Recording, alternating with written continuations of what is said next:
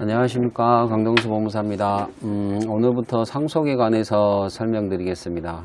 상속에 관해서 설명드리기 전에 2005년도에 들어온 친양자 제도에 관해서 간단히 오늘은 설명드리겠습니다. 친양자, 그러니까 기존의 양자 제도가 있었죠. 그런데 이제 친양자 제도가 들어온 이유는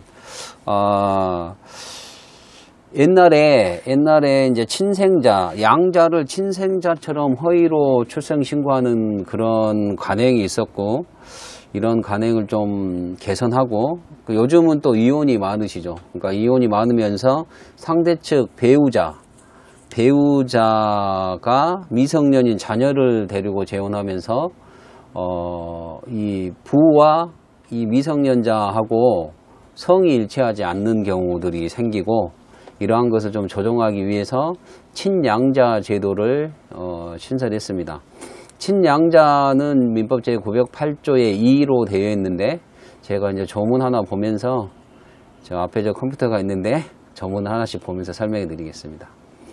친양자를 입양하려는 사람은 다음 각호의 요건을 가정법원에 친양자 입양을 청구하여야 한다. 가정법원인데, 이 가정법원은 그 양자가 될 사람, 그러니까 미성년자가 되겠죠. 그 미성년자의 주소지 가정법원에다가 청구하면 되고요. 어떤 요건이 있냐면 3년 이상 혼인 중인 부부로서 공동으로 입양할 것. 3년 이상 혼인 중인 부부로서 이제 공동으로 입양해야 되고요. 근데 이제 다만 1년 이상 혼인 중인 부부의 한쪽 배우자의 친생자를 친양자로 하는 경우에는 공동 입양하지 않고 단독 입양도 가능하다는 것이고요. 그 다음에 친양자가 될 사람은 미성년자예요. 당연히 이제 다른 입양과 달리 친양자는 미성년자여야 된다는 거예요. 그리고 친양자가 될 사람이 친생 부모가 친양자 입양에 동의할 것. 그러니까 친생 부모가 동의해 줘야 돼요. 근데 이제 다만 부모가 친권 상실의 선고를 받거나 소재지를 알 수 없거나 그 밖의 사유로 동의할 수 없는 경우에는, 이 경우는 뭐 받을 수가 없으니까 당연히 동의할 수 없어서 예외사항이 있는 것이고요. 만약에 친양자가 될 사람이 13세 이상인 경우는 법정 대리인의 동의를 받아야 되고요. 친양자가 될 13세 미만이면 법정 대리인이 그에 가름하여 입양을 승낙해 줘야 된다는 것이죠.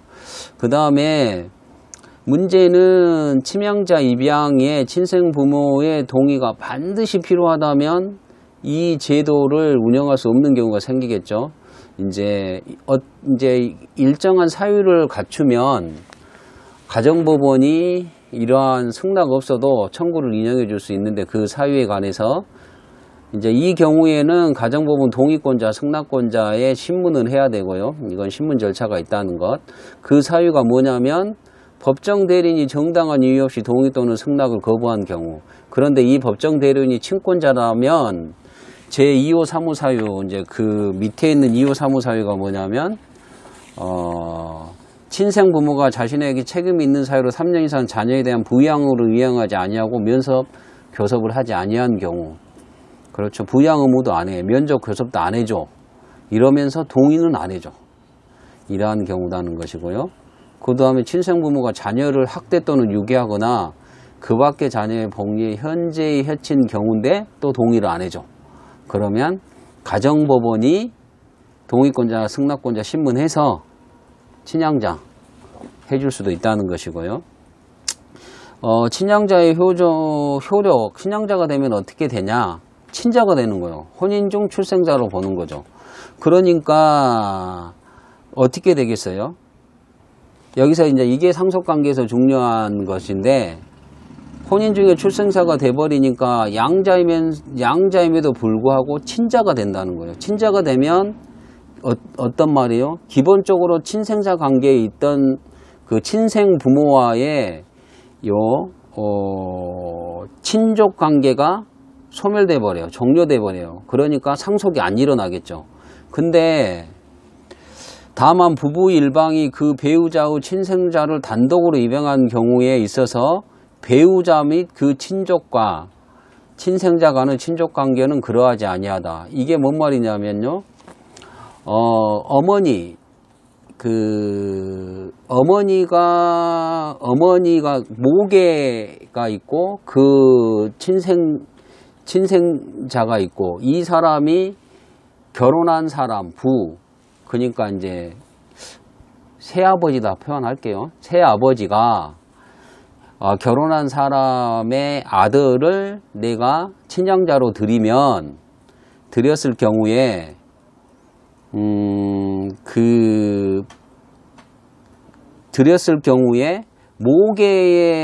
모계의 친족관계는 끊어지지 않아요. 친족관계는 끊어지지 않기 때문에 그 경우에 어머니가 사망하든지 요 새아버지가 사망하든지 상속관계는 일어난다는 거예요.